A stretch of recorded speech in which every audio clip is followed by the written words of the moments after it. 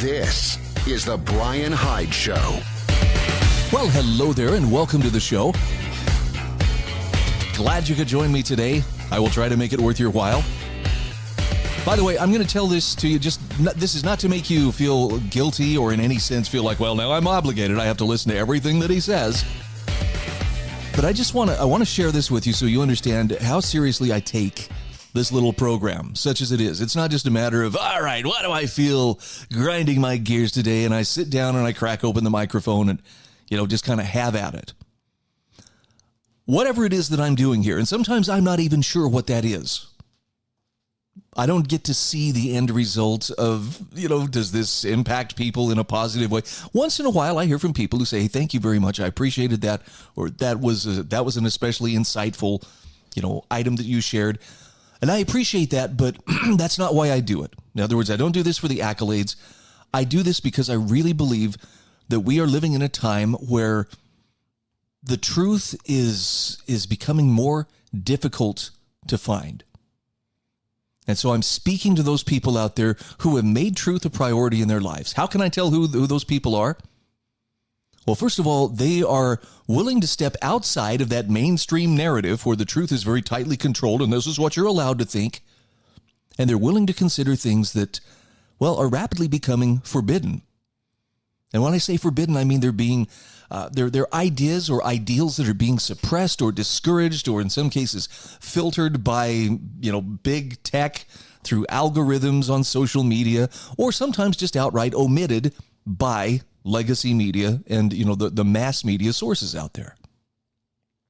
So if you picked up on this and you feel really isolated, or you feel like, man, I don't feel like there's anybody out there who's paying attention, or I'm not sure what I can trust in terms of what I hear or what I see or what I read, I'm here to reassure you that you are not alone.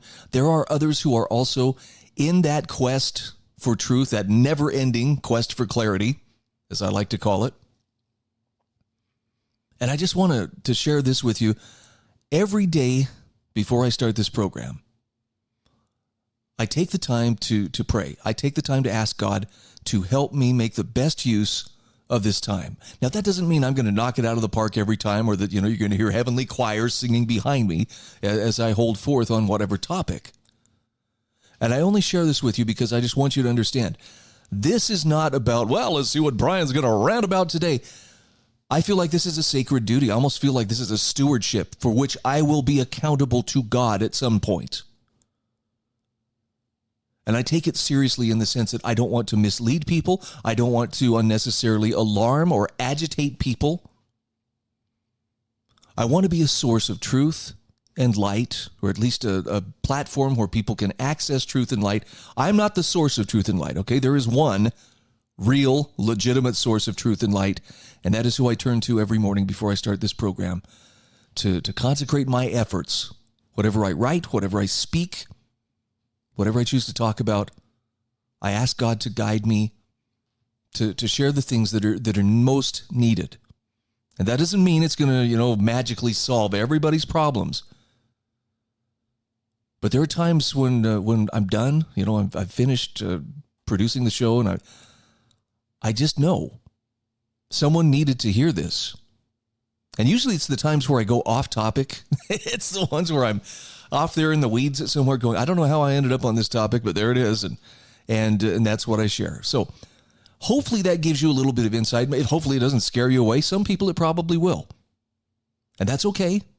That's okay. This means this isn't the information they're looking for. That's not a Jedi mind trick. It's just they're looking for something else. I'm okay with that.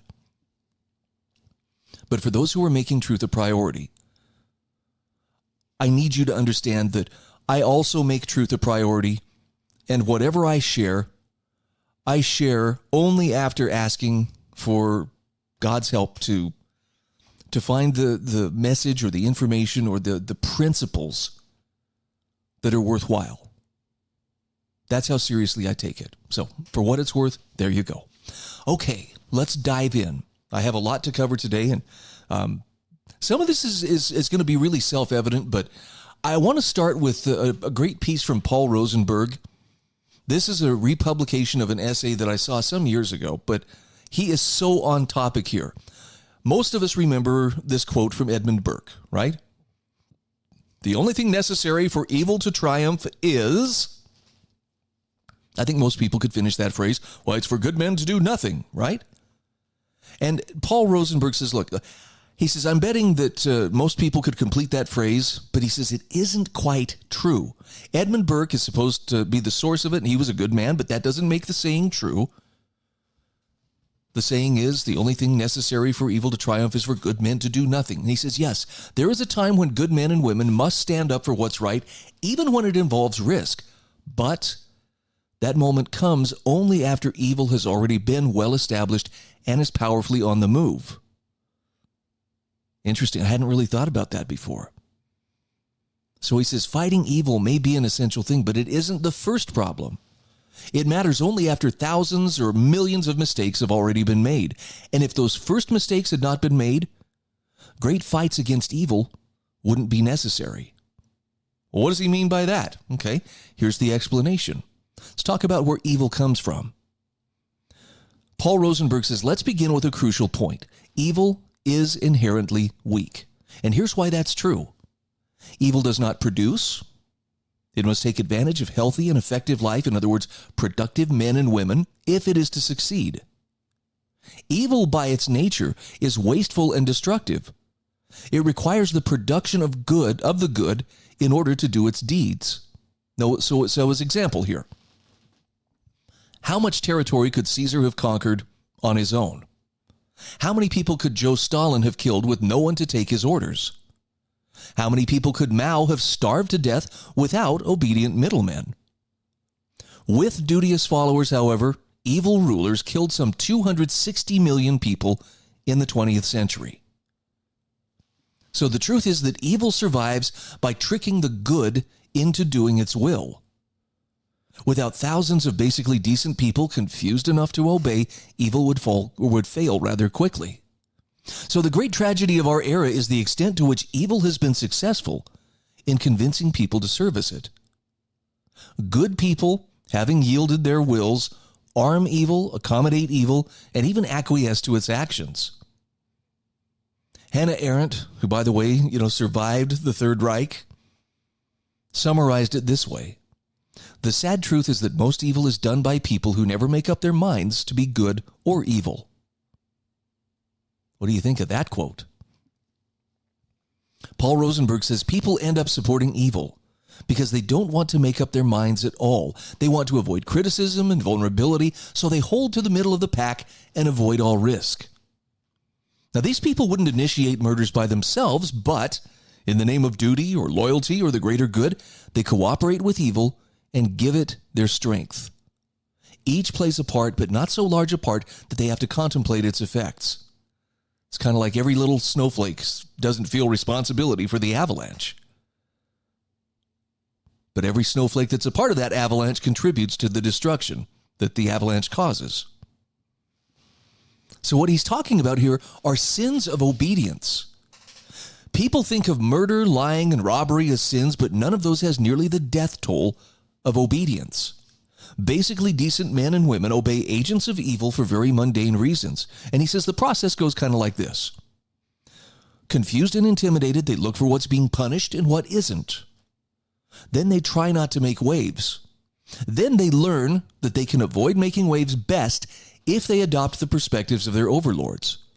So they run the overlord slogans through their minds as a default program. You might think of it as a consensus filter. How safe is it to believe this? How safe is it to do this? That's how they judge the rightness or wrongness of their actions. Not on whether this is actually wrong or right. It's what's everybody else doing and where will I blend in so that I don't appear to be, standing out from the crowd. Or as Paul Rosenberg puts it, the vast majority of evil done on earth traces back to minds and wills that have been abandoned to fear. So this is what that famous quote should be saying. It should say the only thing necessary for evil to triumph is for good men to obey. And he says we should be painting that on our walls. I don't know if that one hits you like it hits me. I think back to, the height of the COVID hysteria. The masking, the mandates, the lockdowns, the Karens that were unleashed on the world. Hello, I want to report some people who aren't living in fear. That kind of stuff. It's the obedience that harmed so many people's lives. The police who would go out there and handcuff and arrest people for singing hymns in a church parking lot. That happened right here in my home state of Idaho. Now, that doesn't mean, well, we need to control other people then. We need more laws. We need more pressure, more government, more force to make them do the right thing. Nope. That just provides a tool for those who want to promote evil to have a better tool in hand when it's their turn to hold the reins of power. What Paul Rosenberg is saying is that we need to know when it is okay to disobey, when it is time to withdraw our consent and say no. I think this is one of his most powerful essays. The only thing necessary for evil to triumph is for good men to obey. If you can figure out when it's okay to obey and when it isn't okay, you're going to be all right. All right, moving on.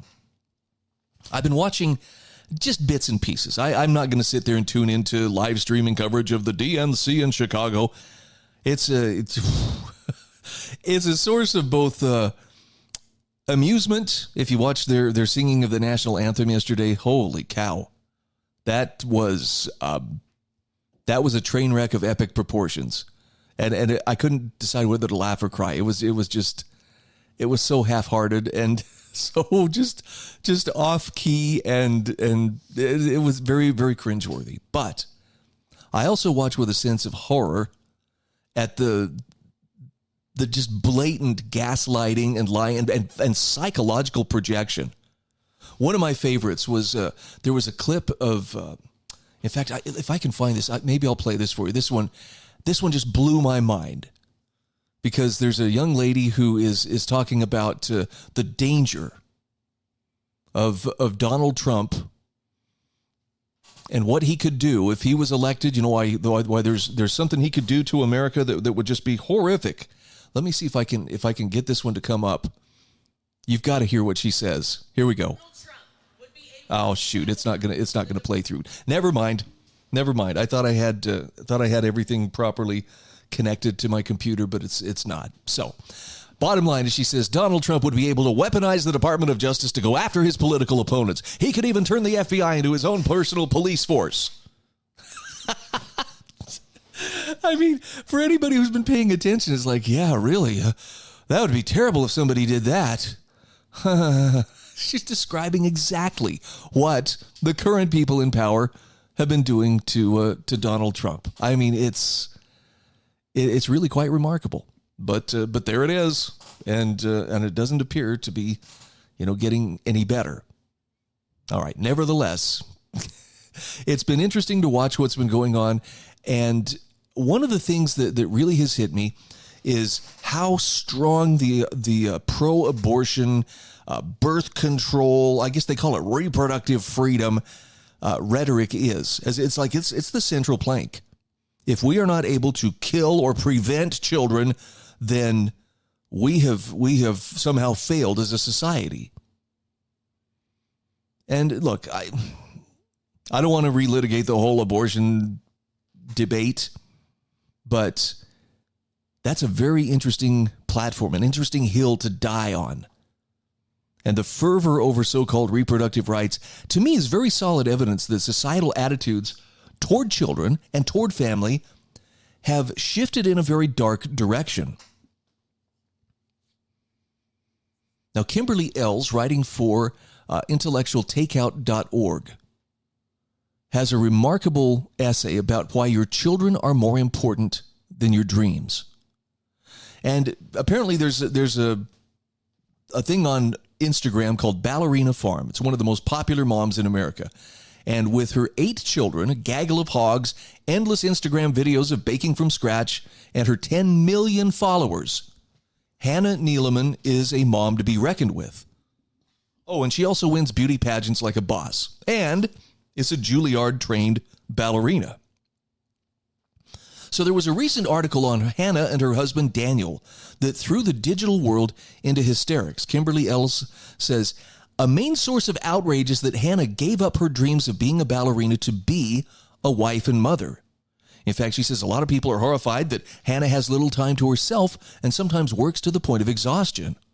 Yeah, don't say. Parents out there are saying, newsflash, all mothers of young children have little time to themselves and work to the point of exhaustion frequently. So Kimberly says, let's get back to the ballerina thing. When Hannah first put on her first pair of ballerina slippers, did her parents think, hallelujah, no motherhood for her, no wifehood for her. We want our daughter to remain a single, solitary soul, dancing into old age, wearing tutus and toe shoes forever? Yeah, not likely. But here's the thing. Kimberly Ells points out that Hannah is not alone in giving up her dreams to raise a family. In fact, almost everyone does this, and it's not a shame or a tragedy or a sign of oppression. It's called growing up. And women are not the only ones who regularly give up their dreams for the sake of their families. Most men give up their boyhood dreams of becoming professional athletes to do something far less glamorous. In fact, Kimberly Ells says her dad is such a man. He was a great football player in high school. In fact, some would say he was phenomenal. The local newspapers ran stories about him. Football was his life. He seemed destined for greatness. Then he met her mom. They got married, and soon there was a baby on the way. So she says, my dad was practicing with the college football team of his dreams at the time, but he realized there wasn't time in the day for him to go to work, go to school, go to practice, nurture his marriage. So he gave up football. He gave up football. He poured himself into work and school and caring for her mother, who was throwing up multiple times a day and eventually graduated from college. She says, my mother eventually had the baby and then had 3 more. One of them was me. And both parents worked like crazy to keep that family afloat, and it floated. She says, I barely floated. I had an absolutely stellar childhood full of camping trips and backyard swings and never enough money. But that last part isn't what mattered most. She says, what mattered most is I knew my parents loved me. I knew they'd make any sacrifice for me. And that's the point right there. This is the contrast I want to draw your attention to. Parenthood is a position of sacrifice. And that's the thing that really strikes me when I see, the giant 18-foot tall inflatable IUD on display at the DNC, or when I see that Planned Parenthood actually parked this mobile abortion clinic. Now they're doing pharmaceutical abortions, but they're also doing free vasectomies, all free of charge. Come, let us deny life. Let us deny, the renewal of the human race, as if that is the responsible thing to do. But that thought that parenthood is a position of sacrifice. Parents offer humongous amounts of time, energy, resources, sleep, and emotional investment in the name of their children's well-being. At least all decent parents do this. They make sacrifices so their children can eat, sleep in a bed, possibly even take dance lessons or join a basketball club. And only a tiny sliver of the population will dance or play ball professionally, and even that won't last forever. But those family relationships will last if we're wise enough to forge them. And somehow, amid all that sacrifice, Kimberly Ells says we end up the better for it. And if no one moved on from their dreams of throwing footballs or tying on their toe shoes in order to raise and bear and nurture and support children, the world would be full of old people with bad knees, concussed heads, and empty homes. And the world would collapse in one generation because no one would have kids. There'd be a whole lot of lonely has-beens out there with their own little cheering squad, without their own little cheering squad. These are known as families. To remember that they used to be something, to see that they still are something. So did giving up professional ballet wreck Hannah Neeleman's life? In Kimberly Ells' case, did giving up football wreck her dad's life? How you answer that question is going to reveal a lot about how you feel about family. But that's the reason I shared this, is because I think that's a very thought-provoking article, and I think it asks the right question. Those who have been following this story for the last 4 years, I met my biological dad, and that has grown into a remarkable relationship where I get the chance to talk to him every week, sometimes multiple times a week. We text back and forth, and he'll send me articles of interest and so forth, but we are in close touch. And I'm the only child that he has. He was married and then divorced and has remained, a bachelor for, 40 some odd years. And he didn't have a family. And it was, you can understand, it was probably quite intimidating when I come along. I've got 6 kids and look at this, here we are, this whole herd, coming into his life. And we had to take things pretty slow because that was a part of life he really had never experienced. But I have watched over the last 4 years as his heart has opened and he's grown to know my kids and my wife, and he is family. And he treats us like family. And he has told me multiple times, and the feeling is reciprocal, that this has changed his life in ways that he could not have imagined. It has brought joy into his life in a very real way. Now, I don't share this with you as, some kind of lesson. So therefore, always, get married and have lots of kids. I'm just saying that, here he is in his 80s, but he is discovering a side of life that he really didn't know. And I want you to know, he has led a very successful, very fulfilling life, traveled the world, has, been a very accomplished individual. He's a brilliant guy. But he didn't know what he didn't know about family until just fairly recently. And it's such a powerful testament to me of what a lot of us take for granted, myself included, right? I complain, the kids are being too noisy, the kids aren't doing their dishes, the kids, didn't pick up their laundry, whatever. But that whole thought that your children are more important than your dreams. Parenthood is a position of sacrifice. It really is. But I guess that's the whole point, right? Isn't sacrifice about giving up something that you really want right now for something you'll be grateful that you did later? All right, 2 other quick articles I just want to touch on before I wrap things up for today. I don't know if there's ever been a time in human history when the people with the power or influence have lied as openly as they do in our day. I mean, it's to the point where if you were looking for, well, let me see if I can find an example of bias or, distortion or deception, just turn on the media. It's there. John Leake has a fascinating article on the people of the lie. And one of the things he points out here is that the people who lie the most seamlessly, the ones who just don't even break a sweat promoting their lies, are the ones who don't have the capacity for self-examination. In fact, he starts with a quote from M. Scott Peck, and that's the name of the book that M. Scott Peck wrote, People of the Lie, The Hope for the Healing of Human Evil. Listen to this. Evil is not committed by people who feel certain about their righteousness, who feel uncertain, rather, about their righteousness, who question their own motives, who worry about betraying themselves. M. Scott Peck says the evil in this world is committed by the spiritual fat cats, by the Pharisees of our own day, the self-righteous who think that they are without sin because they're unwilling to suffer the discomfort of significant self-examination. Unpleasant though it may be, the sense of personal sin is precisely that which keeps our sin from getting out of hand. It's a very great blessing because it is the one and only effective safeguard against our own proclivity for evil. And there's a great story in here that the author, John Leake, shares about a friend of his who was Serbian. Met up with her sometime in about 2007, and she talked about how she'd gotten to know this older gentleman with long hair and a long beard, always dressed in a manner that resembled an Orthodox priest. He didn't claim to be a priest. The black suit that he often wore wasn't a priest's vestments. It was just this strong impression that he conveyed. He seemed to know the Bible well, expressed profound interest in spiritual matters, claimed to be an energy healer. Once at the apartment of a close friend, she saw him perform energy healing therapy on a friend suffering from rheumatoid arthritis. And though probably just a placebo effect, the therapy did seem to give her friend some relief.